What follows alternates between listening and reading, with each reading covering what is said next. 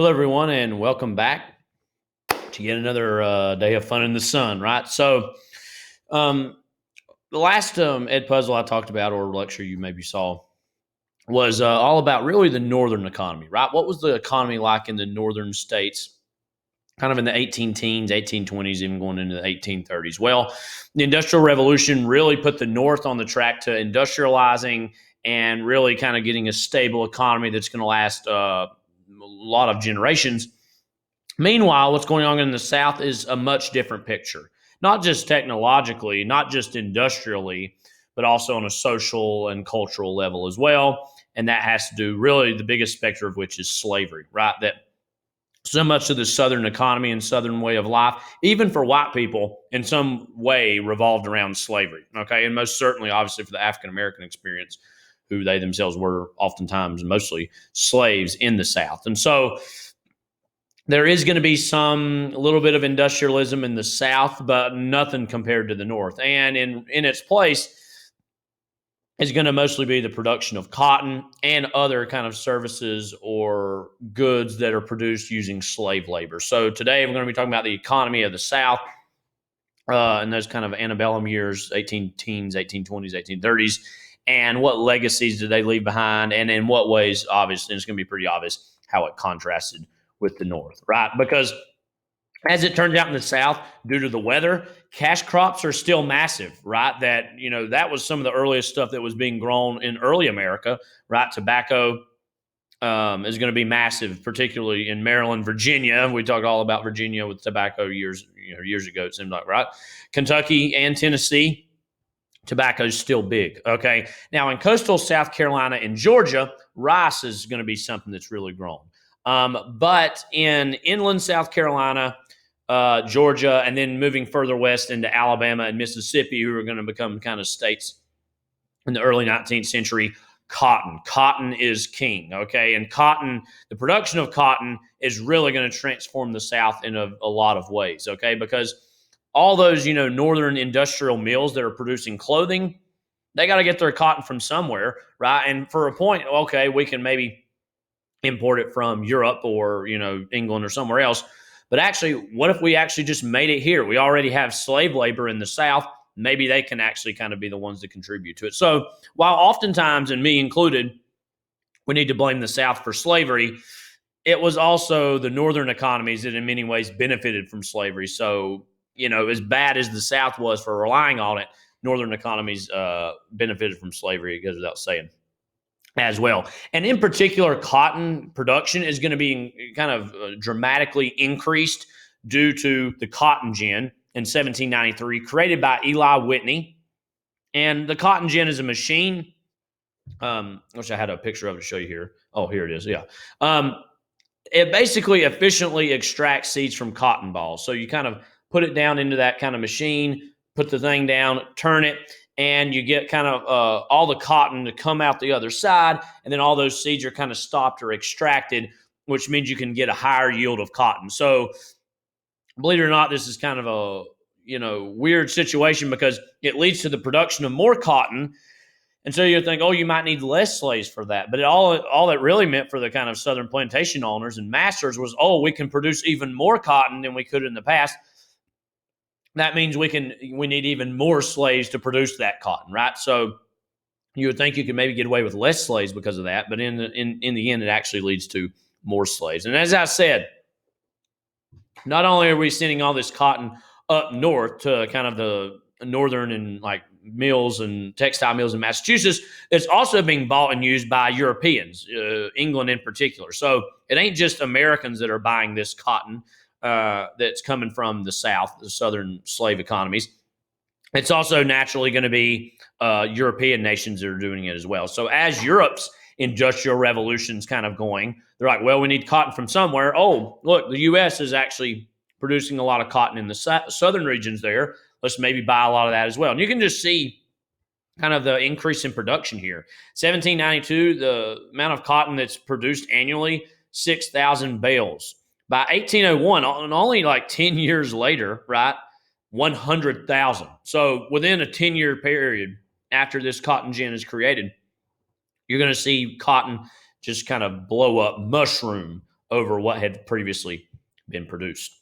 So, what effects does that have? Okay, well, again, in the late 1840s, now the South had went to 2 million bales annually, and then by really almost the dawn of the Civil War in 1860, almost 4 million. So it's just doubling at a kind of pretty massive rate. Okay, and as I said, how that's being sold in Europe, $191 million of this cotton is sold annually in Europe, which is nearly 2/3 of all of the United States' total export in trade, right? So we're exporting other stuff as well, but nearly 2/3 of all the trade that we're kind of sending out of this country is actually our own cotton, right? Which means that as the United States is growing and as some of these northern states are even benefiting, a lot of that is based on the exporting of cotton more so than anything else, right? So as you can imagine, the rich are going to get richer in these areas, but the dependence on slavery is going to be a problem that is not going to go away really anytime soon, right? Because as this cotton's being produced relatively cheaply and being sold at pretty high prices and making a lot of money, those who are these big plantation owners, they're making all the money. But how are they doing it? Well, they're certainly not paying real. They might pay for slaves, but that's actually a long-term less money than actually paying somebody a livable wage. So slavery is going to get even worse in this region as well. Okay. Now, the foreign slave trade actually had been outlawed in 1808, but they didn't really need to even import as many slaves anymore because the reality was that we've kind of had a sustainable slave population here in the United States where we could breed slaves here. And so there wasn't as much of a need to import slaves anymore as it had been in the past with the kind of Atlantic slave trade. So slave importation is going to decline, but we're kind of creating more and more slaves here in the United States. So there's really no need to kind of have a lot of those, right? So my face is kind of blocking this here. But the enslaved population in the United States from about 1820 to 1850 is going to go from about 1.5 million to 14 million. So in that 30-year span, as the cotton gins become more and more popular, as the South is producing more and more cotton, slave population is going to more than double, right? 1.5 to 4 million over that 4-year or 40 or 30-year span. Okay. Obviously, as rich as the South is getting off this and as rich as the North is kind of benefiting from this, all of that is really weighed down by this really sinful, morally reprehensible act of slavery, institution of slavery, right? So again, as I said, the South has to rely on this because industrially they are not growing at the same rate of the North. They're not having kind of the same level of factories that the North has. And so to try to make up for that, that's why they're going to really attach themselves more and more to slavery, okay? And as it goes without saying, this is going to really remain a region of rural villages and plantations. There's not a whole lot of big cities in the South, okay? So in the North, you have lots of big cities, right? You got like Philadelphia, New York City, Boston, really big variety. And those are just the three biggest ones, but there's many more larger cities, right? Really, the only three large cities to speak of in the South at this time are going to be Baltimore, if you want to count that. And that's kind of going a little bit, a little closer to the north with Maryland. So that's a little dicey to even throw Baltimore in there. Charleston was a big city, as well as New Orleans, which was a lot further down south. Now, Atlanta is in the process of growing at this time. So Atlanta's growing, and by the time of the Civil War, it will be a booming city, okay? But kind of in the 1820s, really Baltimore, and even that's kind of dicey. But Charleston and New Orleans are going to be the biggest ones. Otherwise, the South is filled with a lot of rural villages, a lot of rural plantations, and there aren't as many big cities to speak of, okay? Now, the South did have some industry, right? There was some coal mining, there was some iron mining, some salt production, copper mines, and some ironworks and textile mills. So it ain't like the South didn't have any industry going on, but they didn't have nearly the level that the North was. So as the North is growing exponentially industrially, the South is maybe just barely, not really creeping up nearly what the level of the North was, right? And as a result of that, they're having to really rely too heavily on imported goods. So they're having to import a lot of goods from Europe or even imported goods from the North. Now, it's not exactly importing in the same way internationally, but they're having to get their goods from elsewhere instead of producing the goods right there for themselves, which is a problem, okay? And if you're going to kind of count these southern states, the southern states, which, have a good amount of population, right, and a significant amount of territory, only account for 16% of the U.S.'s total manufacturing kind of tally, right? So you have a big source, big part of the country, and a lot of people living there. Only 16% of that whole, of the whole nation's manufacturing total is coming from that big area, right? So industry just not really catching up there, right? And so as a result of that, and there are going to be class problems in the North, but they're going to be even more severe in the South because of this disparity of wealth. Okay, so as a result, there's going to be a very clear social and class structure in the South that I'm going to go over, not just for black and white, even for white people. There's going to be kind of this very stark dividing line in class structure. And the reality is, a lot of people maybe assume, maybe you do as well, and I can understand why. A lot of people assume, everybody owned slaves in the South, right? That even kind of your middle-class white people would have owned slaves. Now, sometimes that was true, but for the most part, it was really, the big slave houses and big slave plantations. Those were really only the richest Southerners had those, right? And there's actually going to be fewer than 8,000 planters, which might sound like a lot, but overall, that's a relatively low number. Only 8,000 planters or less held 50 or more slaves, right? So these big plantation homes you maybe have seen in films like Gone with the Wind or kind of in other history films or television shows, that's really only being enjoyed, if you want to use that as a sick word, by a very, pretty small amount of the population. And only 11 hold these plantations that are having 500 or more slaves. So even more, even smaller number than that at the very, very, very, very, very top have plantations that which you would maybe see in something like a fiction like Gone with the Wind. Okay, so the whole idea that the South was certainly controlled by slavery in a roundabout way, but the whole idea that this was just in every backyard in the American South is not true. Okay, that's kind of a cliche, but it goes without saying, like I said, that slavery still casts a considerable shadow over the whole region of the South, technologically, industrially, and so certainly on a political, social, economic level. As I said, even within white Americans, there's going to be a pretty clear hierarchy. Okay, so the wealthy planters, again, those at the very top who have big plantation homes, who have many slaves, right? There are actually very few percentage of slaveholders living in some of these lavish mansions. And as it turns out, this is such a small number, less than half of 1% of the white population actually owns these large style plantation houses or plantation mansions. Okay, so less than half of 1%. So, but as you can imagine, this is true really today in its own way. That less than half of 1% are the ones who are dominating everything. Okay, they're the ones who dominate the Southern economy, dominate the Southern politics. They're the ones who are really sending those to Washington, right? Senators, congresspeople, even a few presidents along the way, who are going to make sure that slavery stays the way it is because it's getting these guys, these wealthy planters, incredibly rich. Okay.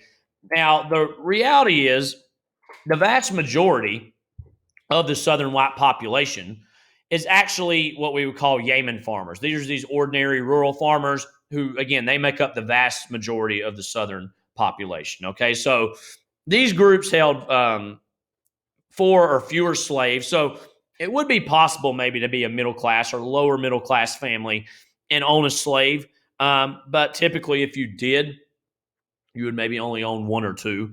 Okay. As I said, 4 or fewer, usually to 1 to 2. But it is also capable of, if you kind of have a larger family, I would say if you're like a mother, father, and then maybe anywhere between 3 to 6 kids, which sounds like a lot to me, right? Because I only had 1 brother myself. But if you have like somewhere between like 3 to 6 kids, that you could work your own little farm and you'd be all right. You could make a livable wage. Okay. And so those are people who own their own land. It might not be a lot of land, but it is enough to kind of sustain themselves. And maybe they specialize in a certain type of farming.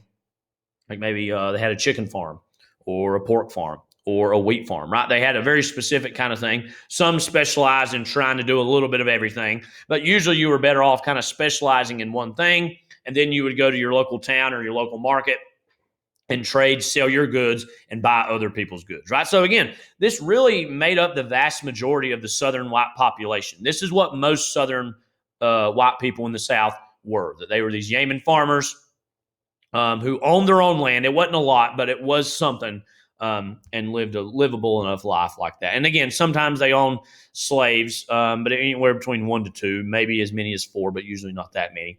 And the reality is, I'm not going to get too far into this right now, but accounts differ as far as some of these more smaller families who maybe own some slaves. In some instances, the slave was maybe bought or inherited from somebody, and they actually were not treated that harshly. They were treated kind of like a family member, but still there is that clear dividing line that you're not really our family, but effectively in some ways you are. Sometimes it was more harsher. So it's really not a good idea to kind of say across the board they were treated really bad or really good in terms of being with these more middle class families.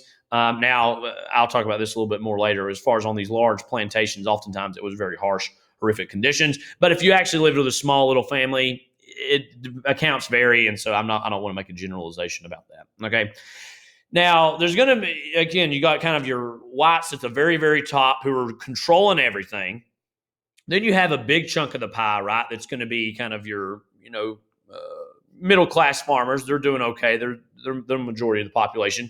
But then at the very bottom of the kind of the white totem pole, you're going to have your white rural poor, right? And these are families who are living on barren land. It's not necessarily maybe their own land, or sometimes they maybe bought cheap land that wasn't worth anything. And so they can't, as a result, grow a lot of stuff. And some of these people are really forced to almost hunt and gather, almost like Native Americans, unfortunately, right?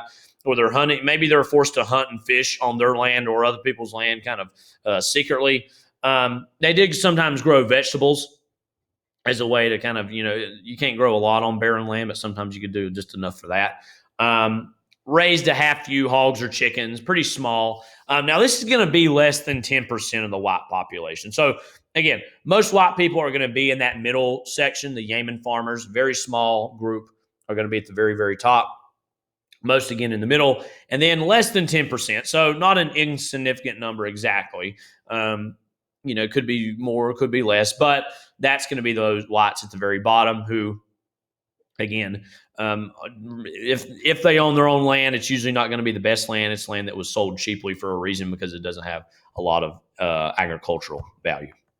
So that's the white kind of totem order. What about slave life, right? Well, as you can imagine, this goes back to our earliest conversations we've had this semester. Slaves practically had no legal rights. Okay, they're seen as little more than property. They certainly couldn't own property. They couldn't leave the premises without permission. They couldn't bring a lawsuit. Couldn't sign a court order. Couldn't sign a contract with anybody. They certainly couldn't possess a firearm. That was a huge no-no.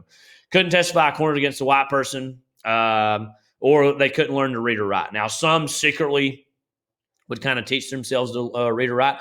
In some instances, not a whole lot, but sometimes sympathetic white people on some of these kind of plantations, or even more middle-class slave environments, would teach a slave to read or write, okay?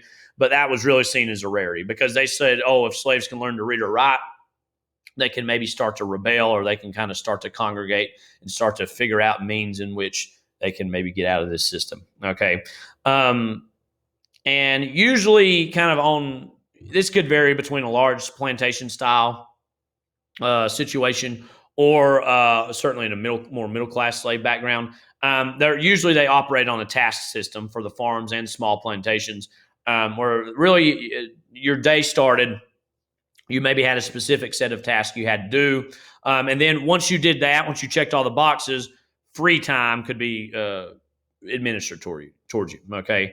And what they did sometimes as a result of that is if they were skilled in a certain area, like say woodworking or ironworking, depending, they could actually produce some goods and then sell those on their own as local artisans as a way to kind of maybe stick a little bit of money back. Now, they weren't making significant profits from this, but it was a way to make a little bit of money, okay? Or have your own personal gardens for just some extra food for yourself, okay?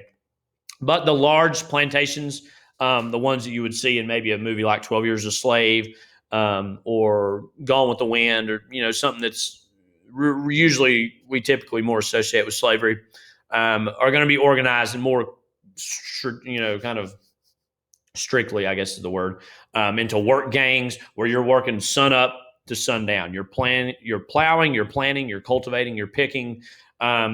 No concept of free time is going to become, administered to these people, right? So sun up to sundown, you're working your tail off. If you fall behind, you could easily get whipped. If you don't, or aren't performing up to snuff or up to task, whip you, beat you, put you kind of in solitary confinement for a time period. It just, goes without saying, pretty horrific system. Now, it goes without saying as well, task system is a little better than this gang system, right? Because it gives slaves a little bit more flexibility.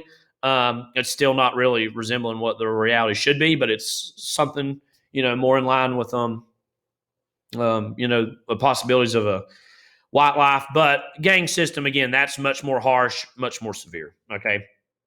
And believe it or not, this might come as a little bit of a surprise. It even comes as a surprise to me when I go back and research this stuff, that there actually were some populations of free African Americans existing in the South. Now, again, mostly it was slave populations, but there was some semblance of a free African American population, because by 1850, there are some nearly 225,000 free African Americans who live in the South. And as you can imagine, they're mostly in the cities where they're going to be maybe a little bit more protected than they would if they're in a more rural area. Okay.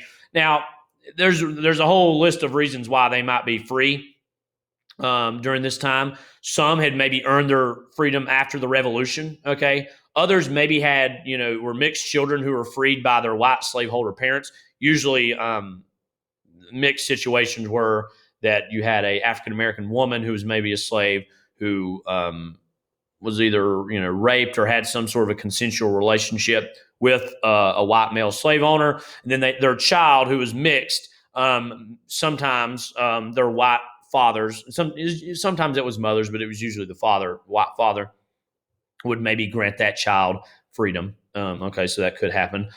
Sometimes slave masters freed their slaves on their own accord, or they bought freedom for themselves or their families. And so, again, it's not a whole lot of African Americans in the South are free, but there is going to be some sustainable population. And going back to why they would mostly be in the cities, if they were traveling in more rural areas, and they could have all the paperwork they wanted and say, no, see, I've got my freedom here. I'm not a slave.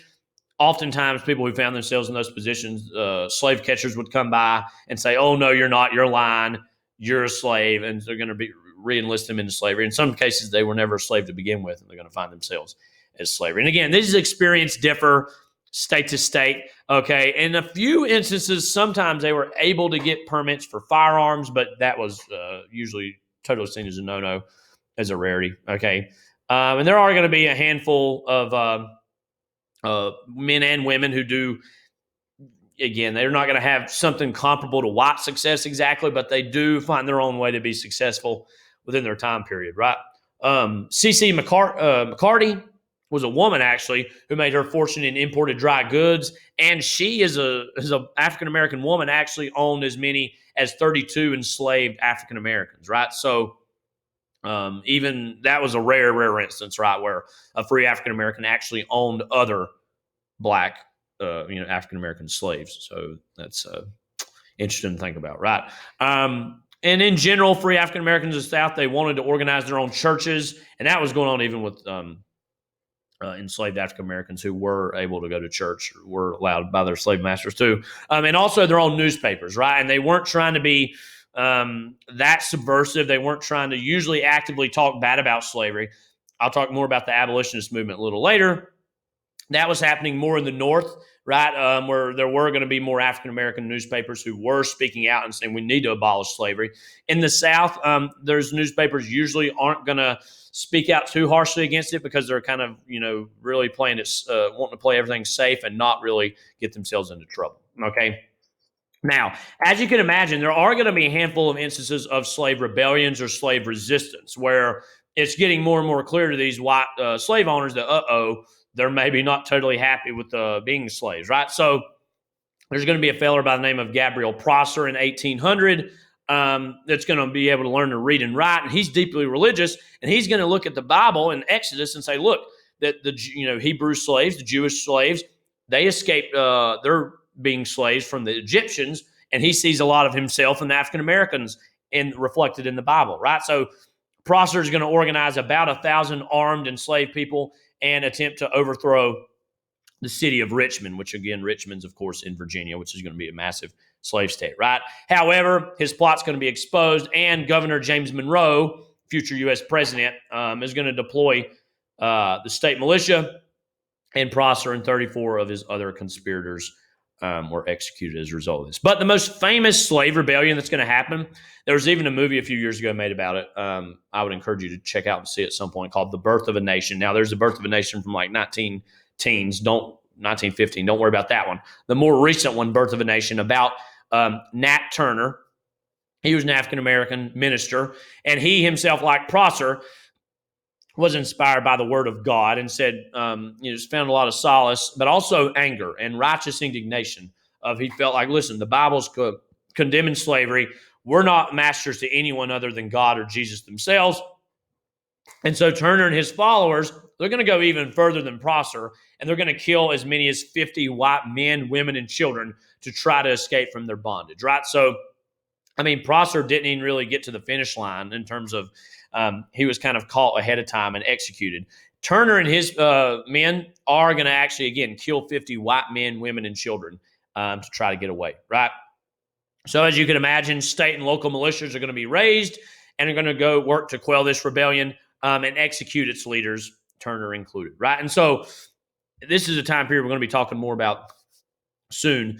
This period of the 1830s and the 1840s, and especially going into the 1850s, kind of this 20-ish year time period, the temperature is rising, right? That there's more and more discontent in parts of the South about the condition of slavery, and in the North looking down on the South, and there's going to start to be more and more voices of abolition and resistance. Some slave rebellions, now again, none are going to be really as dramatic as that of Nat Turner, and again, he and his co-conspirators were executed as a result of this. But in this period, about from the 1830s to 1850s, slavery is going to become more and more of a questionable institution. And really where I'm going to leave you here is just that there's this, I've mentioned this in class a few times if you had me in class, there's just this really dark cloud of sin, of moral reprehensibility in this whole period of time, right? I'm sorry, it's hard for me to talk about this without getting emotional. Just the level of complicitness that has to be exercised, not just by Southerners, but even by Northerners during this time, to continue to let this thing happen the way that it did, right? I'm sorry. It's just, it goes without saying, horrific, right? And if we're going to have any serious discussions about American history and why our nation may be developed, but who is, being chained and having to face serious consequences just by living their life on a daily basis while others are making money, is, again, it goes without saying, incredibly shameful and incredibly hard to comprehend, right? And it's really hard to really comprehend it, that word I keep going back to, really what this period of time is like for so many Americans. Now, some who are living during this time are going to see a light at the end of the tunnel by the time the Civil War is going to end, and it's going to be fought and going to end by 1865. But for some, they lived their whole lives as a slave and knew no other reality other than that. And again, as proud as we can be about America, and I specifically always frame my shot where I have the American flag in the background, because again, nobody's more proud in America than me. I can promise you that. But we have to really consider where we came from and what needed to happen before this cloud started to dissipate and started to disappear. Because at this point, it's as dark as it's ever been in terms of in these 1820s, 1830s, 1840s. Okay. So I'm sorry, you had to see that. But this is serious stuff, and it goes without saying, and hopefully you're taking it seriously in your own way as well. So this is Mr. Huffman signing off for you today. As always, if you have any questions, please reach out to me and take care. God bless.